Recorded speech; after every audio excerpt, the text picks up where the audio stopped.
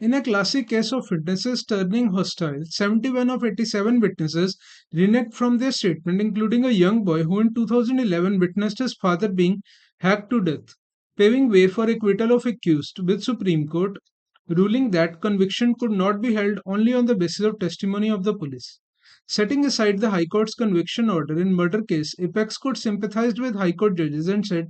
"We quite understand consternation of the learned judges in the cold-blooded murder of a person carried out in front of his own son, where investigation, though elaborated, collapsed miserably at the trial, where prosecution witnesses, all of them turned hostile. We share consternation of learned judges, but that is no reason for us to rely on stories scripted by investigating agency based on so-called voluntary statements and recoveries made, which prosecution failed to prove a nexus with the crime," Supreme Court said. "We cannot but observe that the judgment of High Court reversing the order of acquittal of trial court proceeds on mere surmises and conjectures, relying wholly on the testimony of investigating officers who merely regurgitated the statements recorded under Section 161 before the police and the voluntary statements of the accused," the bench said.